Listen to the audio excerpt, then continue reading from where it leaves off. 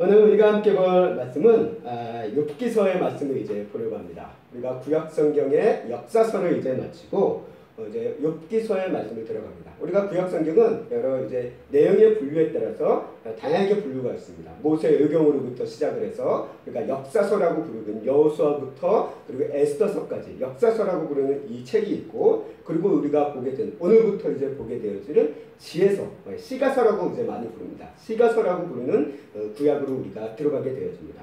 그 첫 번째가 이제 욥기서입니다.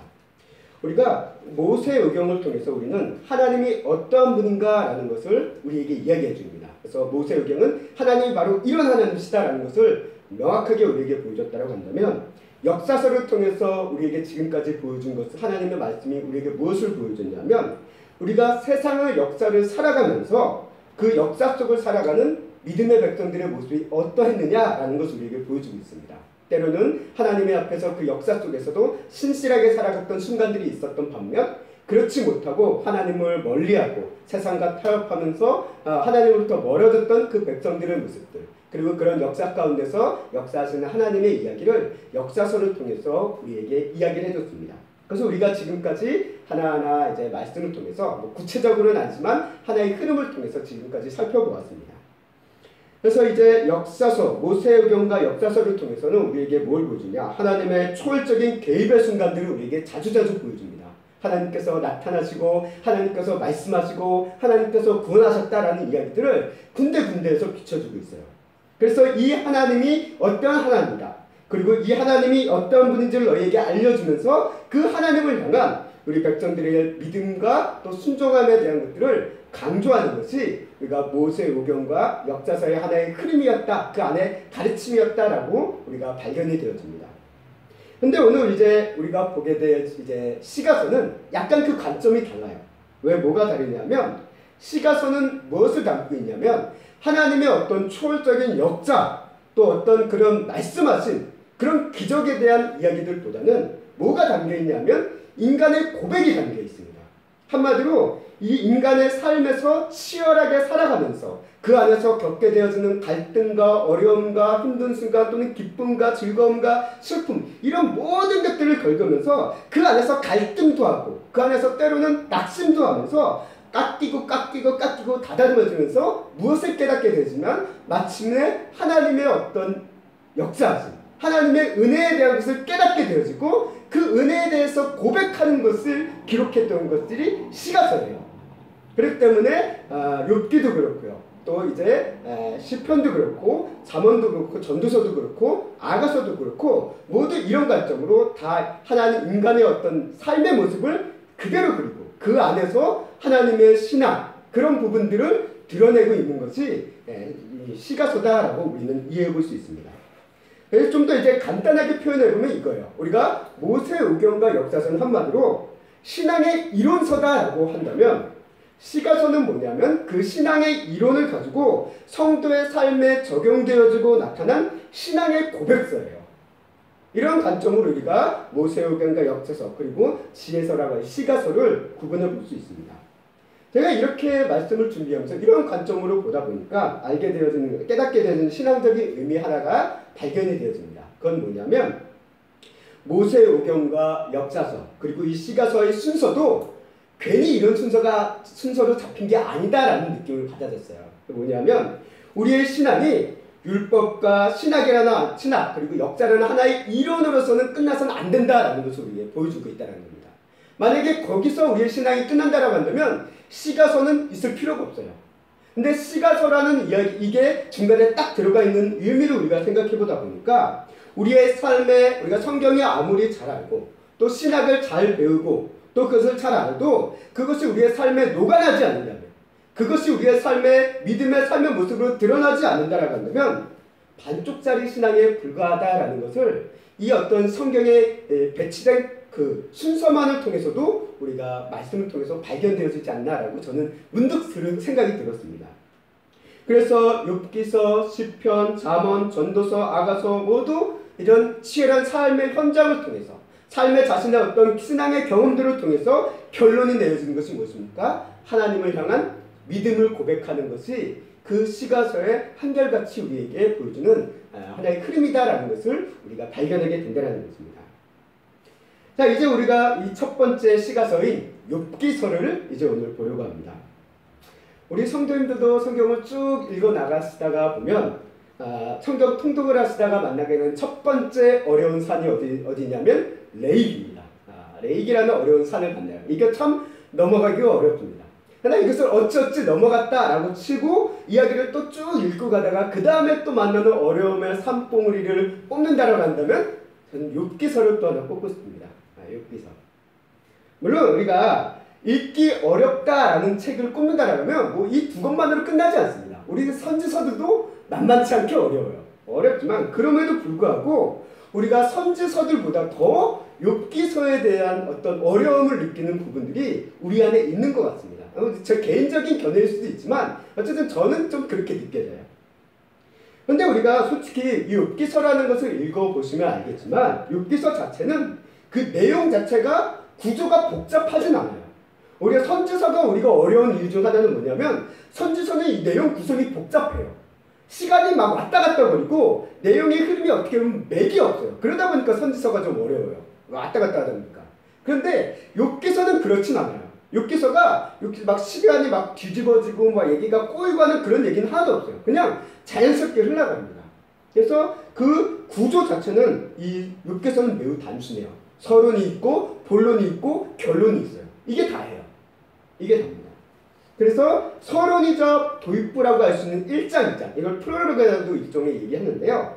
1장, 2장이 시작이 되어지고 그 다음에 3장부터 31장까지가 보여주는 것이 뭐냐면 욥과 욥의 세 친구가 대화의 사이클이 나와 있습니다. 그리고 32장부터 37장까지는 이 욥의 또 하나의 친구, 어린 친구 같습니다. 엘리후라는 사람이 나와서 자기 주장을 하는 얘기가 이 부분에 담겨 있습니다.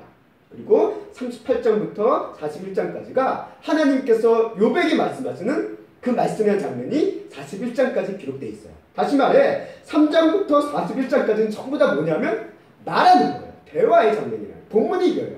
욥기의 본문은 3장서부터 41장까지 대화가 이루어지고 있다는 거예요. 그리고 마지막 42장이 욥기의 결론이고 에필로그입니다. 그러다 보니까 구조는 단순해요. 욥기서의 구조는 단순합니다. 어려울 게 없어 보입니다. 그럼에도 불구하고 욥기가 어렵다라고 느껴지는 이유가 우리는 저 개인적으로 이제 말씀을 묵상하면서 느끼는 이유는 두 가지가 아닐까라고 생각이 되어집니다. 그 하나는 욥기가 다루고 있는 주제가 너무 어려워요. 욥기가 다루고 있는 주제. 욥기가 무슨 주제를 다루고 있습니까? 고난이라는 주제를 다루고 있습니다. 이 고난이라는 주제는 어떻게 보면 철학적인 주제예요. 매우 철학적인 주제예요. 한마디로 철학자들이 생각할 만한 이야기들을 성경에서 하고 있다는 거예요. 그러다 보니까 어려워요. 그리고 이것을 우리가 철학자들의 이런 어떤 논쟁 이런 것들을 보면 솔직히 답이 없어요. 답 없습니다. 말은 막 많이 하는데 결론을 보면 결론이 없어요.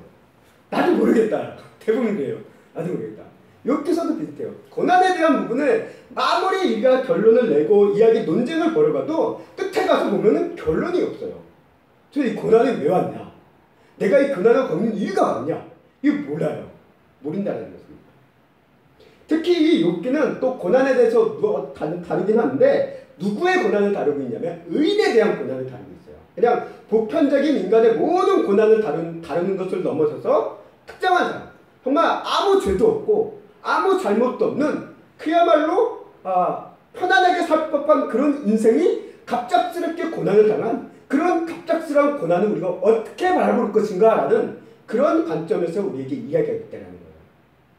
이 욥기의 이런 고난을 통해서 우리가 바라볼 수 있는 시점들이 많이 있습니다. 예를 들면 뭐 어린아이가 태어났는데 이 아이가 태어날 때도 병에 걸려고 죽을 병에 걸려고 장애가 걸려서 죽기 직전이다라고 했을 때 이거를 우리가 어떻게 바라야 되느냐. 이 고난 가운데 이 가정이 도대체 뭐 때문에 이런 고난이 있느냐. 우린 이런 질문을 던지게 되잖아요. 욥기도 마찬가지로 그런 시선을 우리에게 준다라는 것입니다. 그렇기 때문에 욥기를 이해하는 것 그리고 욥기에 대해서 이야기하는 것이 어렵고 조심스러울 수밖에 없습니다. 우리가 기독교 서적, 우리가 신앙 서적을 우리가 서적에 보면 참 많이 나와 있는데 기독교 서적에도 보면 고난을 다루고 있는 책들이 상당히 많이 있습니다. 또 고난에 대해서 주제를 가지고 책을 쓰신 목사님들도 많아요. 많이 있습니다. 예를 들어 대표적으로 우리 사랑의 교회 옥하는 목사님, 유명한 목사, 제자훈련의 유명한 탁월한 목사님이셨는데 이 목사님도 고난에 관한 설교를 하셨고 설교집을 내셨어요. 그리고 유명한 기독교 변증가라고 할 수 있는 C.S. 루이스라고 하는 이 분도 고통의 문제라는 책을 썼어요.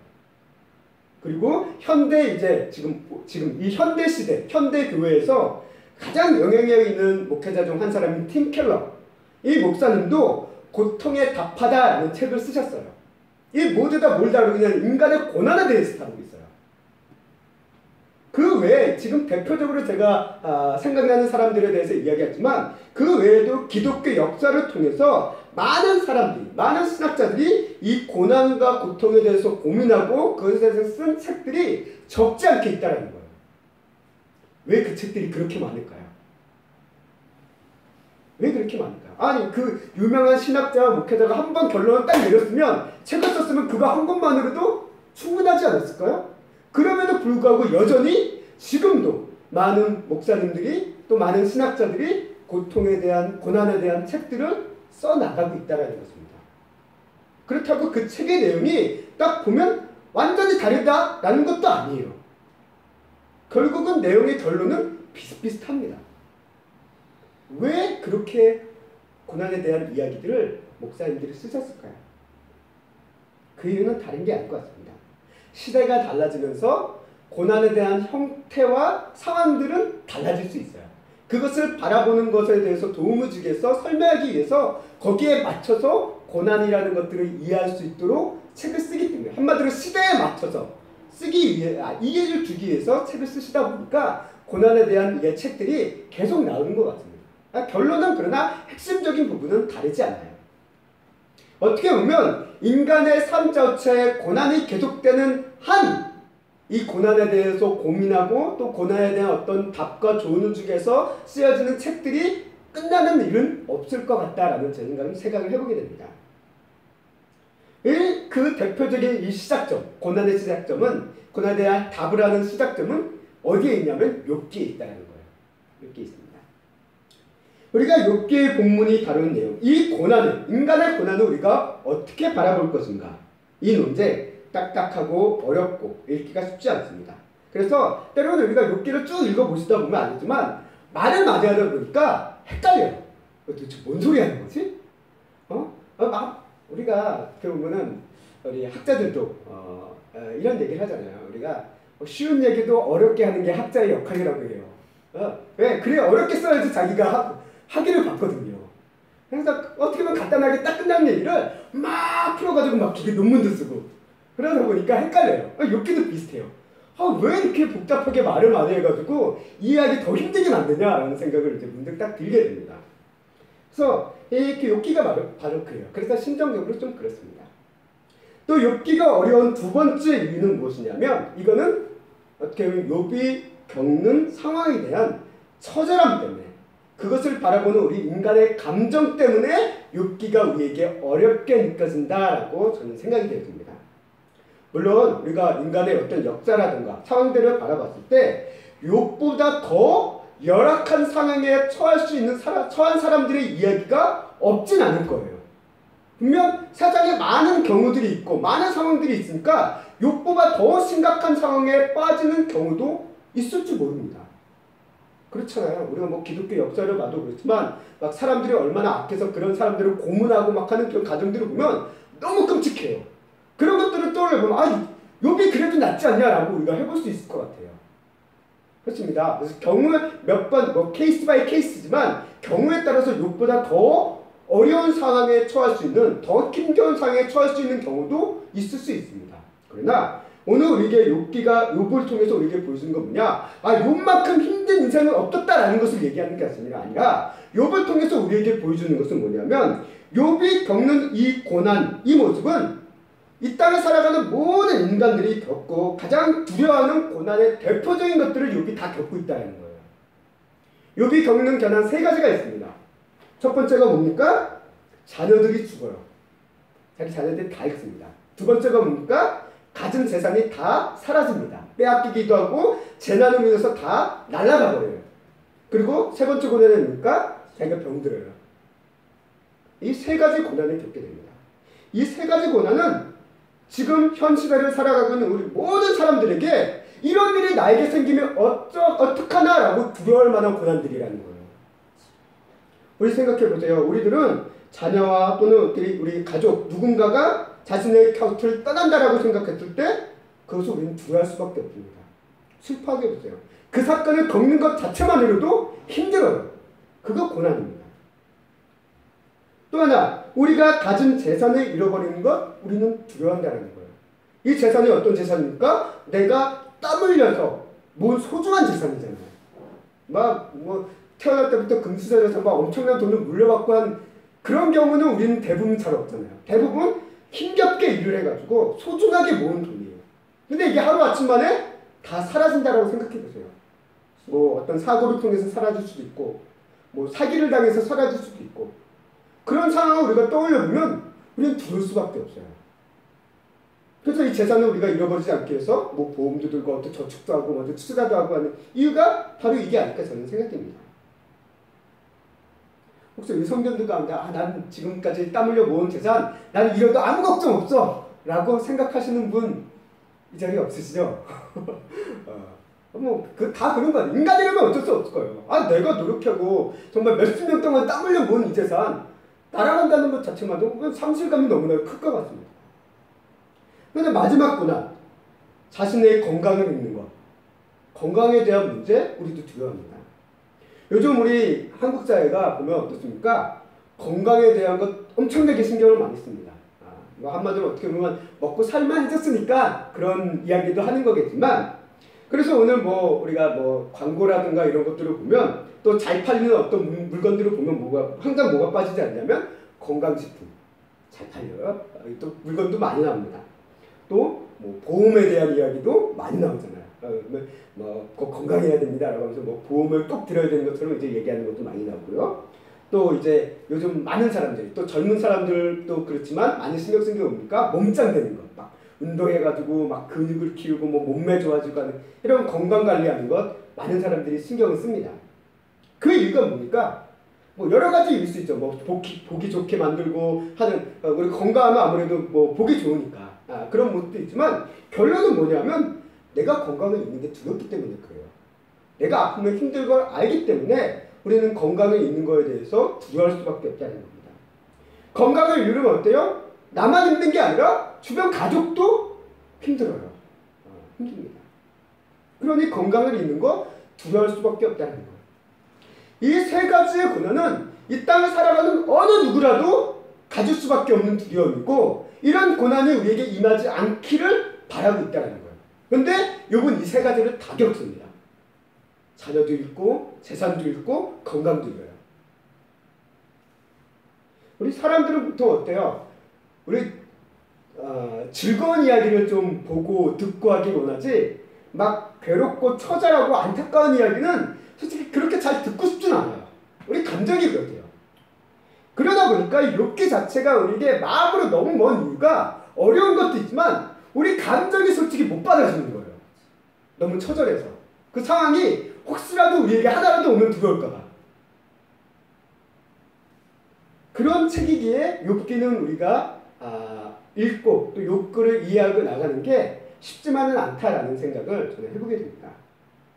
그렇지만 이 성경 66권 안에 욥기가 있다라는 것은 이 욥기 안에 하나님의 크신 뜻이 있다라는 것을 반증하는 증거예요. 그렇기 때문에 우리 그리스도인들은 이 욥기를 외면할 수도 없어요. 외면해서도 안 되고. 제가 오늘 이 욥기서라는 이 말씀을 다루지만 솔직히 욥기서를 다루기엔 저도 너무나도 부족해요. 제가 고난을 또 많이 겪어보고 난 그런 것도 아니고 어떻게 삶의 경험 같은 우리 성경들이 더 많으실 겁니다. 그러다 보니까 할 수 있는 이야기는 많지는 않지만 그럼에도 불구하고 이 말씀을 묵상하고 또 깨닫게 해주신 바가 있기 때문에 그 이해한 만큼만을 가지고 제가 욥기의 숲을 이제 걸어가려고 합니다. 자, 욥기 1장과 2장 프롤로그가 얘기하겠습니다. 이 욥기 1장과 2장에서는 주로 대표되어지는 장면이 뭐냐면 욥이 겪는 고난에 대한 것을 기록하고 있는 부분도 있지만 이 고난을 겪기 앞서서 먼저 보여주는 장면이 뭐냐면 이제 천상회의의 장면이라고 얘기하고 있죠. 이제 하나님과 하나님의 아들들, 천사들이라고 보통 이야기하는데 천사들과 그리고 뭐 사단도 이제 와가지고 그 회의가 벌어지는 장면을 이제 묘사하고 있는 것이 1장과 2장에 나옵니다. 근데 이 1장과 2장은 한마디로 뭐냐면 인간의 알 수 없는 영적 세계를 다루고 있다는 거예요. 그 영적 세계의 이야기를 통해서 이 프롤로그가 우리에게 보여주는 가장 중요한 의미가 있습니다. 그건 뭐냐면 욥이 당하는 고난은 그에게 죄가 있어서 당한 게 아니다라는 것을 전제하기 위해서 이 천상회의를 우리에게 보여주고 있다는 거예요. 이 천상회의를 통해서 욥이 고난을 당하잖아요. 천상회의의 결과 때문에 욥이 고난을 당하는 거예요. 근데 그 회의의 장면을 보면 결국은 뭐냐면 욥이 문제가 있고 욥이 죄가 있어서 고난을 당한 게 아니라 하나님께서 계속 얘기합니다. 욥은 의롭다. 욥만큼 나를 신실한 사람은 없다라고 끊임없이 하나님께서 말씀하시는 것을 우리가 보게 돼요. 결국 이것이 의미하는 게 뭐냐면 욥이 당하는 고난은 죄 때문이 아니다라는 것을 이 프롤로그가 이미 전제로 딱 내리고 있다는 거예요. 이 전제로부터 욥기가 시작되어집니다. 그런데 문제는 뭡니까? 이것을 알지 못하는 욥과 친구들은 어떤 전제로 이야기가 시작되어지냐면 고난은 죄의 결과다라는 전제를 놓고 이제 이야기를 시작한다는 거예요. 한마디로 전제가 다른 거예요. 이제 하나님께서 보시는 전제하고 우리 인간이 보는 이 전제가 다른 거예요. 그러니까 결론이 내려질 수가 없다는 거예요. 어쨌든 이 천상의 이 영적 세계의 세상에서 주어진 그 하나님의 전제를 알지 못하는 욥과 욥의 친구들은 고난은 죄의 결과다라는 이 기준 하나만을 가지고 대화를 시작한다는 거예요. 이거를 통해서 주고받기 이야기를 합니다. 이 전제 속에서 시작한 이 대화는 결국 어때요? 어떤 결론이 나왔냐라고 했을 때 결론은 안 나와요. 끝까지 평행선을 달립니다. 저는 이 욥기서를 쭉 보면서 개인적으로 든 생각은 뭐냐면 욥기 이 사람들 참 말 잘한다라는 생각이 들어요. 어떻게 이렇게 말 잘할까라는 생각이 들어요. 제가 솔직히 말을 좀 잘 못하거든요. 목사로서 여기 앞에 나와서 설교는 하지만 실제적으로 실험적으로 사람들이랑 개인적인 대화를 막 하거나 할 때는 대화를 솔직히 잘하는 편은 아니에요. 귀도 안 좋다 보니까 대화하기가 더 어려워서 대화라는 게 더 힘든데 이 사람들 보니까 부러운 거예요. 솔직히 나도 저렇게 말 좀 잘해봤으면 좋겠다 그런 생각이 들 정도로 이제 말 잘하는데 어쨌든 말 잘하는 사람들의 특징은 사람을 혼란스럽게 만듭니다. 헷갈리게 만들어요. 그래서 사기꾼들을 치고 말 못하는 사람 없잖아요. 그래서 말 잘해요. 이 사람들. 말 잘하다 보니까 여하튼 그렇게 말 잘하는 사람들의 이야기를 쭉 우리가 따라가다 보면 이 사람들이 도대체 뭔 얘기를 하는가라는 것을 우리가 파악하기 어려운 부분들이 없지 않아 있습니다. 그렇지만 제가 이 말을 이제 좀 나름대로 정리해보면서 이런 사람들이 이런 이야기로 대화를 시작했다라는 것들을 좀 발견할 수가 있었습니다. 그래서 이 첫 번째 사이클에서 어떤 대화로 시작되어졌고 하는 것들을 제가 잠시 정리하면서 말씀을 진행하도록 하겠습니다. 자, 이제 대화의 사이클. 이제 욥과 욥의 세 친구가 대화를 하는데 욥과 욥의 세 친구가 대화를 총 3번에 걸쳐서 대화가 이제 반복이 됩니다. 그래서 끝까지 욥은 뭘 주장하냐면 나는 죄가 없다는 것을 끝까지 주장해요. 욥의 주장은 간단해요. 난 죄가 없다. 나는 억울하다. 하나님께서 나를 너무나도 치열하게 살펴보셔가지고 없는 흠까지 잡아서 내가 그런 흠 때문에 내가 고난당하는 것 같다라는 그 정도까지 이제 얘기할 정도로 나는 죄가 없다라고 이야기하는 바가 욥의 계속된 주장입니다. 반면 욥의 세 친구들은 욥의 현재 상황, 한마디로 욥의 지금 현재 상태에 대한 그 결과를 바라보면서 주장하기를 뭐냐면 네가 죄를 졌으니까 지금 이런 상황에 놓인 거야. 그러니까 네가 회개를 해야 돼. 이 주장을 계속 반복하고 있다는 거예요. 그래서 첫 번째 대화가 시작될 때 욥은 처음에는 대화를 어떤 논쟁을 벌이려고 했던 건 아니에요. 대화가 이제 욥이 대화를 켰던 건 뭐냐면 독백이었어요. 왜 어떤 독백을 하냐면 너무 괴로워서 죽고 싶다는 얘기를 해요. 너무 힘드니까. 그 얘기를 듣고 이제 엘리바스와 빌닷과 소반이 그 욥에 대해서 이제 한마디로 꾸짖기 시작하는 거죠. 야, 너 고난을 하면서 뭐 그렇게 낙심하고 있어? 라고 하면서 이제 막 나름대로 자신들은 이제 욥을 좀 북돋아 주려고 막 이런 얘기를 하는 것 같지만 어쨌든 대화가 그렇게 시작을 합니다. 그래서 이 엘리바스가 첫 번째 대화에서 하는 대화의 논점은 뭐냐면 첫 번째가 뭐냐면 죄인은 망한다라는 이야기를 시작을 해요. 그래서 죄인은 망한다라는 이야기를 하니까 한마디로 뭡니까 이게? 욥이 지금 네가 망했으니까 네가 죄인이라는 거예요. 회개하라는 거예요. 그 얘기를 시작합니다. 빌닷은 뭐냐면 무슨 얘기를 하냐면 자녀들이 죄를 지은 거다라고 얘기해요. 자녀들이. 네가 이렇게 고난해가 자녀들이 죄를 지은 거야. 그러면서 이 얘기를 하는 거예요. 실제 욥의 고난의 가장 첫 번째가 자녀가 죽는 거잖아요. 그러니까 그러다 보니까 자녀들이 죄를 져서 그래. 그러니까 내가 회개해야 돼. 이 얘기를 하는 거예요. 세 번째 소발이 이제 소발이 이제 그다음 소발이 얘기하는 건 뭘 얘기하냐면 욥에 대해서 이제 얘기하고는 뭘 얘기하냐면 야, 욥 네가 지금 이제 엘리바스와 빌닷의 얘기를 들으면서 욥 나름대로 또 변명을 해요. 이제 자기 변을 합니다. 아니다 라고 변을 하는데 그 얘기를 이제 마지막 소발이 듣고 하는 얘기는 뭐냐면 야, 네가 변명이 많은 거 보니까 네가 문제가 있는 거야. 이 얘기를 하는 거예요. 네가 말 많으니까 뭔가 좀 수상한 게 있어. 이거예요. 그러면서 그러니까 너 회개해야 돼. 이 얘기를 하는 겁니다. 이게 첫 번째 사이클에 나온 하나의 주제예요. 흐름입니다. 그럼에도 욥은 이거를 받아들일 수가 없는 거죠. 나도 억울하다는 거죠. 나는 잘못 없다는 거야. 그러니까 니들 얘기 틀렸다는 거야. 그러면서 이제 한 사이클이 끝나요. 근데 우리가 사람들이 그렇지만 대화를 막 하다 보면 똑같은 얘기를 반복하다 보면 어떤 일이 발생하냐면 감정이 실려요. 우리가 그래요. 얘기를 막 다른 얘기를 쭉 해나가면 그래도 좀 괜찮은데 했던 얘기 또 하고 했던 얘기 또 하고 하면 이제 막 짜증이 나기 시작하는 거죠. 화가 납니다. 이게 이 욥과 욥의 세 친구도 똑같아요. 역시 인간은 어쩔 수가 없는 것 같습니다. 그래서 얘기를 하다가 두 번째부터는 감정이 실리기 시작합니다. 그래서 이 불쾌함을 표시하면서 이야기를 하는데 우리가 사람이 화가 나기 시작하면 가장 먼저 하는 공격이 있어요. 그건 뭐냐면 이거는 동서고금을 먹는 거고 똑같은 것 같습니다. 우리나라 사람들이 화가 나서 말싸움을 하기 시작하면 가장 먼저 튀어나오는 말이 뭐냐면 이게 아닐까 싶어요. 야, 너 몇 살이야? 너 몇 학번이야? 이게 먼저 나와요. 한마디로 나이를 가지고 공격을 하는 거죠. 나이도 어린 게 건방지가 어딜 어른한테 말대꾸하고 이게 우리나라에서 가장 많이 튀어나와요.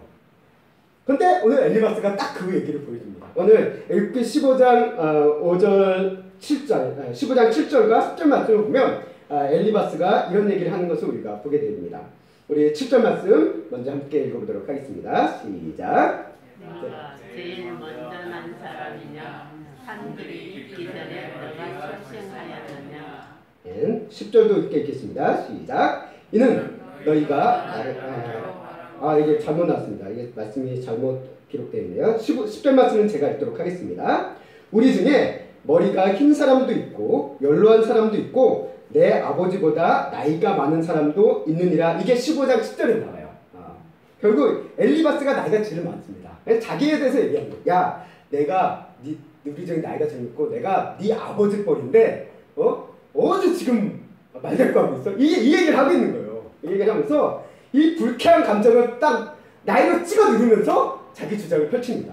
그러면서 얘기하기를 엘리바스가 뭐라고 얘기하면 하나님 앞에는 거룩한 게 없다라는 거예요. 그 거룩한 거 없는 하나님 앞에 그 하나님은 교만한 자를 치셔. 근데 지금 네가 이렇게 당한 거 보니까 네가 교만해서 그런 거야. 이 얘기를 이제 엘리바스가 두 번째 하는 거예요. 그리고 이제 빌닷이 그 다음에 또 감정이 담기면서 욥에게 얘기합니다. 자신들이 빌닷은 얘기해요. 야, 네가 우리를 개 취급하냐? 이런 식으로 얘기해요. 한마디로 우리를 하찮게 보냐라고 막 화를 내면서 이제 얘기를 합니다. 그러면서 뭘 얘기하냐면 악인은 반드시 고난을 당한다라는 이야기를 해요. 이 얘기를 하면서 결국 뭐냐면 지금 고난 속에 네가 있는 거 보니까 네가 악인이라는 거예요. 그 얘기를 하면서 욥을 공격을 합니다. 그리고 세 번째 소발이 얘기해요. 소발은 뭐라고 얘기하냐면 잘 나가다가 망한 게 악인의 증거다라는 거예요. 욥이 그렇잖아요. 잘 나갔어요. 과거엔 잘 나갔어요. 근데 지금 쫄딱 망했어요. 그러니까 네가 잘 나가다가 지금 망했으니까 그건 악인의 증거라는 거야. 그러니까 네가 악인이야. 이 얘기를 소발이 합니다. 그러면서 한결같이 또 욥에게 회개하라 라는 이야기를 이 세 친구가 또 이야기를 하는 것을 우리가 보입니다. 욥은 여전히 이 얘기를 못 받아들여요. 나는 잘못 없다는 거야. 나는 잘못한 게 결백하다는 거야. 이제 세 번째 사이클로 이제 말씀이 들어갑니다. 대화가 들어가는데 세 번째 사이클에는 이제 완전히 감정이 서로 다 상했어요. 상할 대로 상했습니다. 그러면서 이제 말을 그야말로 쏟아붓는 수준이에요. 그러다 보니까 이제 엘리바스가 얘기합니다. 뭘 얘기하냐면 하나님께는 사람의 행실은 무익하다, 무의미하다는 거예요. 뭐 틀린 얘기는 아니잖아요. 거룩하신 하나님 앞에 우리가 뭐 잘못을 하건 잘하건 하나님한테 솔직히 아무런 영향이 없어요. 그런 하나님이지만 지금 내 악이 너무나도 커서 하나님께서 그냥 보고 있을 수 없, 그런 하나님이 차마 보고 있을 수조차 없어서 너를 치신 거야. 한마디로 뭘 얘기하냐면 욥이 너무나도 악이 심각해가지고 우리 사람의 사소한 악에서는 아무런 신경을 안 쓰실 법한 하나님만은 그걸 못 참고 너를 치셨다는 거예요. 그리고 빌닷은 이 얘기합니다. 위대하신 하나님께 벌레 같은 인간이 감히 따질 수 있느냐? 라고 얘기해요. 거룩하시고 위대하신 하나님 앞에 이 사람이 어떻게 왈가왈부할 수 있겠느냐? 뭐 이런 얘기를 하는 거죠. 이 얘기를 하는 겁니다. 그러면서 욥을 공격을 해요. 그 다음에 마지막 소발. 우리 세 번째 사이클을 보면은 소발은 얘기를 안 해요. 소발은 이야기가 없습니다. 왜 이야기가 없을까라고 저는 생각을 했는데 개인적인 추측이지만 아마 이 소발은 기분이 엄청 상해서 아무 말도 안 했던 것 같아요. 그러니까 소발은 앞서도 봤을 때 약간 좀 감정이 먼저 욱하는 성질이 좀 있는 사람 같아요. 그런 분 같은데 세 번째 가니까 이제는 욥도 보기 싫다는 거야. 말조차 안 해. 그래서 욥의 대화, 소발은 세 번째 대화에는 없지 않았을까라고 제 개인적으로 생각을 해봅니다. 여하튼 이렇게 엘리바스와 빌닷과 그리고 소발 이 모든 대화가 끝나고 결국은 이 사람들의 이 세 명의 감정은 틀어질 대로 틀어졌어요. 이제는 꿍한 거예요. 그러면서 모든 발언이 끝납니다. 이렇게 세 차례 이 대화가 끝난 후에 이제 누가 등장하냐면 엘리후라는 사람이 등장을 해요. 엘리후 사람이 등장하는데 우리가 먼저 이 앞서 본 네 명의 대화는 뭘 우리에게 보여주냐면 고난에 대한 인간의 이해의 한계를 우리에게 보여주고 있다는 거예요. 아무리 고난에 대해서 이것저것 얘기하고 있지만 고난을 겪는 사람은 겪는 사람대로 받아들일 수 없고 고난을 그런 주변인대로 그 고난을 또 제대로 이해할 수가 없다는 거예요. 그런데 이 네 명이 가진 이 고난에 대한 이해는 어떻게 보면 오늘 이 세상을 살아가는 우리들이 가지고 있는 생각 그대로라는 거예요. 우리가 고난의 현장에 있다라고 한다면 우리는 욥과 같이 반응할 겁니다. 내가 뭘 잘못했다고? 내가 무슨 잘못을 해서 이런 고난을 당해야 돼? 라고 이야기합니다. 만약에 우리가 욥이 아니라 욥의 친구와 같은 입장에 있다고 한다면 우리는 친구처럼 야, 네가 뭐 문제 있으니까 고난이 임한 거야. 그러니까 회개해야 돼. 뭔가 잘못 있는지 좀 찾아봐야 돼. 라고 우리는 이야기를 한다는 거예요. 이게 우리 고난에 대한 인간의 한계고 반응의 한계입니다. 고난은 죄의 결과다. 악인은 고난을 당한다. 지금 너의 상황이 그 증거다. 반면 욥은 나는 죄가 없는데 고난이 왔다. 선하고 의로우신 하나님이라면 이런 억울한 고난을 주셔는 안 되지 않겠느냐? 라는 이야기를 한다는 거예요. 근데 이러한 인간의 이 흐름을 누가 이제 바꾸기 시작하냐면 엘리후가 바꾸기 시작해요. 물론 엘리후가 이야기하는 것 자체가 다 100% 옳고 100% 진리다라고 이야기하기에는 좀 어려운 부분들이 없다져 있습니다. 그러나 이야기의 흐름 자체는 바꿔요. 엘리후가 딱 등장을 하면서 뭐라고 얘기하냐면 고난에 대한 이해를 인간의 감정, 생각과 그 수준에서 벗어나 뭘 바라보기 시작하게 하냐면 하나님을 바라보기 시작하게 한다는 거예요. 지금까지 욥과 욥의 세 친구들은 자기들의 수준에서 생각해요.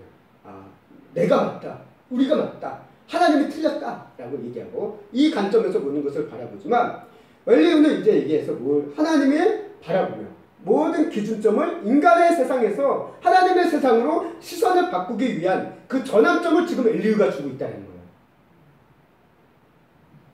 그 이유는 뭐냐? 고난에 대한 이해와 해답은 인간의 수준으로 어떻게 해서도 답을 알 수 없기 때문에 그렇습니다. 그래서 이게 바뀔 필요가 있어요. 엘리후가 그것을 시도한다는 것이죠. 그래서 이 엘리후 다음에 누가 등장하십니까? 하나님께서 등장하시는 거예요.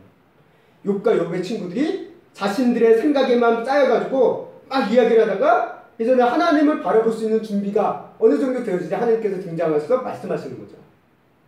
그리고 욥에게 말씀하심을 통해서 이 욥에 대한 어떤 고난에 욥이 겪고 있는 현재의 괴로움, 그런 어떤 감정, 이 모든 문제가 비로소 그때서야 해결이 되는 것을 욥기서는 우리에게 이야기해주고 있는 것을 보게 됩니다. 근데 우리가 하나님께서 등장해서 욥에게 말씀하시는 내용을 보다 보면 욥이 고난 당하는 이유를 설명해 주시는 바는 하나도 없어요. 네가 이러이러한 이유 때문에 고난을 당했다. 이러이러한 잘못이 있었다. 흠이 있었다. 이런 것 때 네가 이렇게 해결했었는데 이렇게 하지 못해서 네가 문제다. 이런 식으로 뭘 얘기하신 게 하나도 없습니다. 하나님께서 욥에게 말씀하시는 바는 뭐냐면 오직 하나님이 하나님 되심에 대해서만 얘기해요. 네가 아느냐라는 것만을 물어보세요. 네가 아느냐? 하나님의 위대하심과 그 모든 것으로 주관하시는 만물의 주관자이심은 하나님에 대해서 네가 아느냐라는 것을 이제 하나님께서 욥에게 끊임없이 38장서부터 41장까지 말씀하고 계시는 것을 우리가 보게 됩니다. 한마디로 욥에게 꾸짖는 거예요. 그럼 우리는 이런 질문을 해볼 수 있습니다. 욥이 하나님께 왜 혼났을까? 왜 혼났을까요? 그렇다고 욥이 믿음을 버렸을까요? 아니에요. 욥 믿음 안 버렸어요. 욥이 괴로움 속에서도 하나님에 대한 믿음은 결코 버리지 않았습니다. 때로는 하나님에 대해서 억울하다라고 이제 감정을 표현하지만 그렇다고 해서 나 하나님 못 믿겠어. 하나님이랑 상종 안 해. 라고 하나님을 포기하고 버리진 않았어요. 단지 문제는 뭐냐면 어떻게 보면 우리 믿는 사람들에게 고난이 오면 힘든 이유가 저는 이게 아닐까 생각됩니다. 이 믿음 때문에 욥이 더 괴로웠다는 거예요. 이 믿음 때문에. 하나님이 계세요. 하나님이 살아계시고 하나님이 선하고 의롭다라는 것은 믿습니다. 그런데 그 하나님 선하신 하나님을 내가 믿고 있는데 정작 그 하나님을 믿는 내가 고난을 당하니까 그게 너무 괴로운 거예요. 왜 그렇습니까? 선하시고 의로우신 하나님이 지금 내가 고난을 당하는데 아무 말씀도 안 해주세요. 아무 어떤 빛을 비춰주지 않으세요. 아무 해결의 길도 보여주지 않는 것 같아요. 그러니까 그 믿음, 내가 가지고 있는 믿음 자체가 이제 괴로운 거예요. 하나님을 믿어서 하나님을 믿기 때문에 하나님을 포기할 수는 없지만 그 믿음을 가지고 있으니까 너무 괴로운 거예요. 한마디로 어떤 거냐면 내가 뜨거운 돌을 붙잡고 있는 거예요. 이 돌을 내려놓으면 추운 거예요. 근데 가지고 있기엔 너무 뜨거운 거예요. 내려놓을 수도 없고 버릴 수도 없는. 고난을 겪은 우리 신앙인들에게 오는 갈등이 가장 큰 어려움, 힘겹게 하는 갈등이 이게 아닐까 저는 생각이 됩니다. 고난 자체도 물론 힘들어요. 고난 자체도 어렵습니다. 근데 이 고난을 겪는 과정 가운데 하나님을 믿고 견디고 그 믿는다는 그 믿음을 유지하고 있다는 것 자체가 그것만으로도 너무 괴로운 거예요. 하나님을 믿는데 이 하나님께서 자신을 괴로움 가운데 고난 가운데 놔두시고 그 상황에 대해서 어떤 이유도 말씀하시고도 또 어떤 해결책도 바라보는 길도 보여주시지 않고 응답해 주시지 않는 것 같다라는 느껴지는 그 상황 자체가 욥에게 너무 힘들다는 거예요. 욥이 세 번의 계열을 통해서 끊임없이 강조했던 바가 바로 그거예요. 나는 이게 너무 힘들다는 거예요. 내가 겪는 고난 때문에 힘들다라기보다는 이 고난 속에서 하나님의 음성을 듣고 싶고 하나님의 뜻을 알고 싶은데 정작 그 하나님께서 나에게 아무 말씀도 안 해주시고 나와 너무나도 먼 것 같아서 그게 너무 힘들다라는 거예요. 그래서 욥은 세 명의 친구에게 끊임없이 얘기합니다. 자신은 의롭다라는 것을 반론하지만 그 감정 안에서 뭘 얘기하냐면 내가 할 수만 있지만 하나님을 만나서 얘기하고 싶다는 것을 얘기해요. 근데 그거를 할 수 없으니까 그게 너무 괴롭다는 거죠.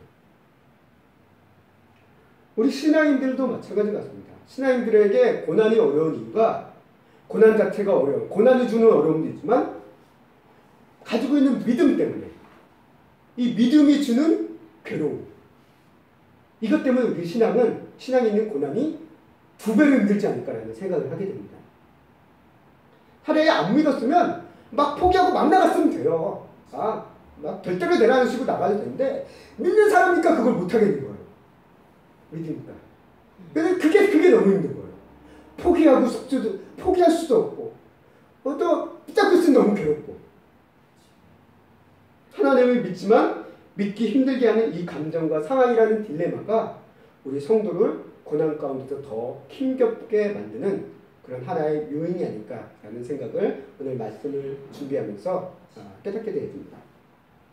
분명 우리가 보면 알지만 욥의 고난은 그의 죄도 자녀의 죄도 아닙니다. 왜? 이거는 이 욥기서 프롤로그에서 이미 얘기했어요. 욥이 당하는 고난은 요새 죄 때문이 아니다라는 것을 천상회의가 우리에게 보여줬다는 거예요. 그래서 욥은 하나님께 자신의 의로움을 끊임없이 주장하고 억울함을 표현했어요.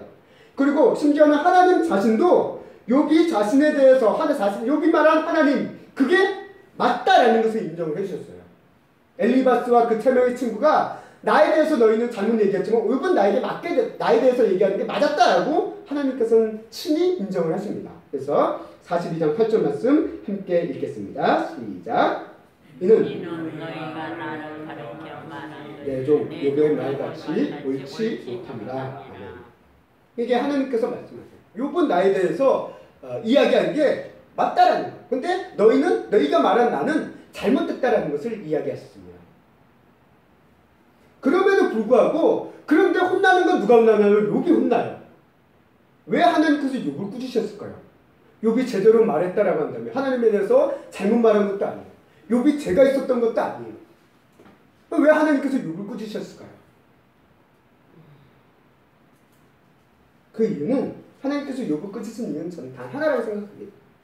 하나님께서 욥을 향해서 끊임없이 말씀하는 그 말씀의 맥락을 보다 보니까 그 이유는 뭐냐면 욥이 혼나는 이유는 단 하나예요. 의로움의 기준을 자신이 정했다는 거예요. 욥 자신이 정했다는 거예요. 물론 욥이 죄가 없는 건 맞습니다. 그럼에도 불구하고 욥은 나는 죄가 없는데 하나님이 나를 너무 빡빡하게 편치 빈틈도 없이 너무 치열하게 살펴보셔가지고 내가 그 튀어나온 사소한 것 때문에 고난을 당한 것 같다라고 이야기하는 그런 관점에서 욥이 의로움의 기준을 자신이 세웠다는 거예요. 나는 잘못 없는데 하나님이 너무 빡빡하다는 거죠. 그러나 하나님께서는 욥을 통해서 말씀하실 때 뭘 얘기하냐면 모든 것들을 주관하시고 모든 것들을 알고 계시는 분은 나다라는 것을 끊임없이 삼키시거든요. 그래서 네가 아느냐, 네가 아느냐, 네가 아느냐라는 것을 38장부터 41장까지 끊임없이 하나님께서 말씀하십니다.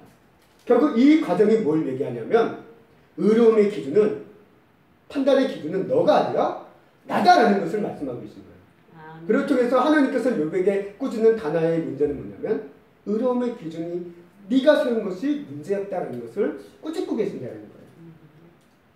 그렇습니다. 우리가 의로움의 기준은 인간의 감정, 행실, 생각, 사고가 여기서 세워지는 것은 아니에요. 이렇게 보면 우리가 이 다원주의 사회라고 할 수 있는 오늘 우리 현대 사회는 모든 기준들이 상대적이에요.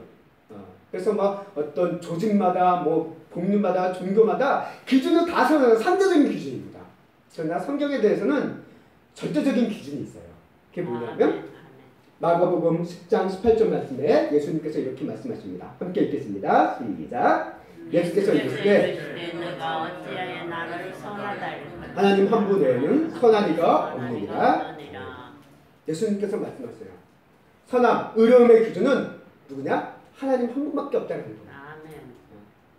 우리는 많은 것들, 사람 자기 자신이 의로움이 될 수도 있고 어떤 자신이 속한 공동체와 조직의 의로움의 기준을 세워나갈 수 있지만 아니요, 성경에서 얘기하는 유일한 의로움의 기준은 어디 있냐면 하나님께만 있다는 것을 우리에게 보여주고 있다는 거예요. 이런 관점에서 하나님께서 욥을 꾸짖으시는 거예요.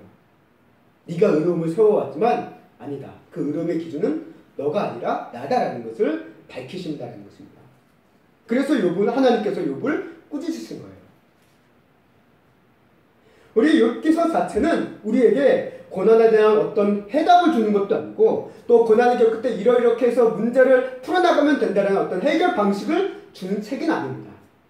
여전히 고난을 겪을 때 우리의 고난에 대해서 어떻게 해결을 헤쳐나가야 되는지는 이 욥을 읽는다라고 답을 발견할 수는 없어요. 욥을 통해서 우리에게 욥기를 통해서 우리에게 발견되는 것은 뭐냐? 단 하나예요.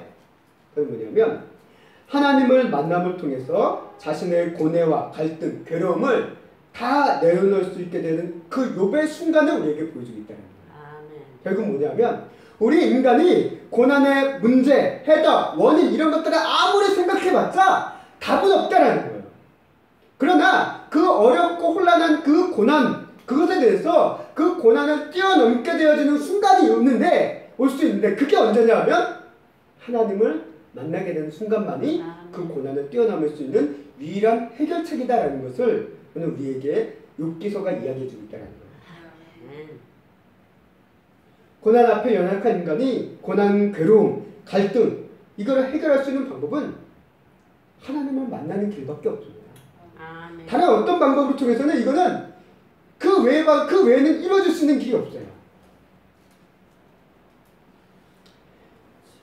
말씀 정리하겠습니다. 우리가 고난이 죄의 영향 아래에 있는 것은 분명 맞습니다. 그렇기 때문에 우리가 사는 세상이 의롭지 못하고 악하기에 많은 고난들이 생겨나고 있는 것도 분명한 사실입니다. 그러나 분명한 것은 뭐냐면 이런 고난 안에도 하나님의 신비는 감춰져 있다는 거예요. 하나님의 신비. 그게 뭔지는 몰라요, 우리가. 그게 뭔지는 모릅니다.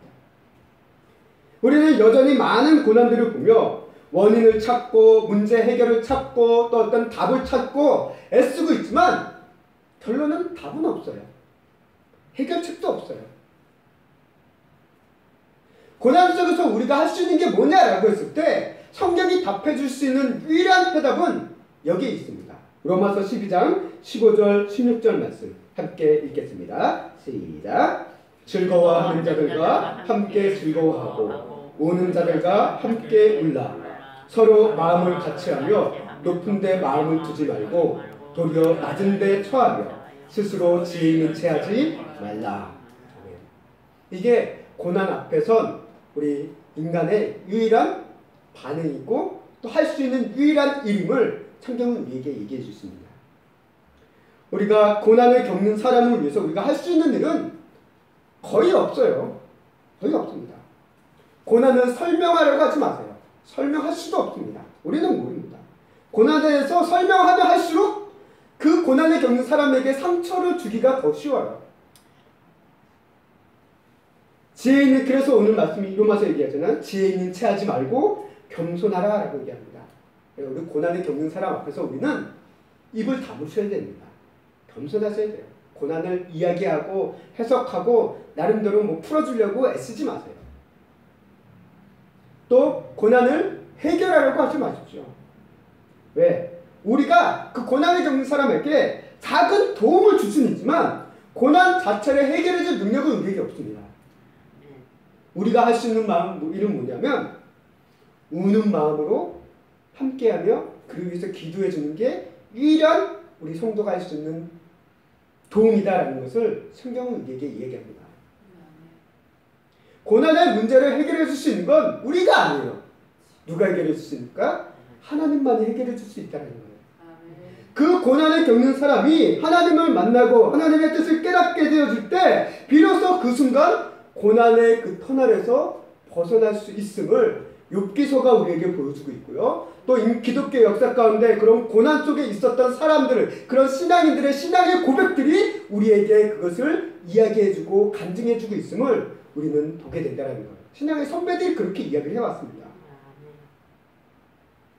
그래서 욥기서 42장 5절 6절 말씀, 오늘 본문 말씀이기도 하고 가장 핵심적인 말씀입니다. 우리가 이 말씀을 읽고 다시 한번 함께 읽고 오늘 말씀을 마치도록 하겠습니다. 읽겠습니다. 시작. 내가 주께 대하여 귀로 듣기만 하였사오나 이제는 눈으로 주를 배움나이다. 그러므로 내가 스스로 거두어 드리고 티끌과 죄 가운데서 회개하나이다.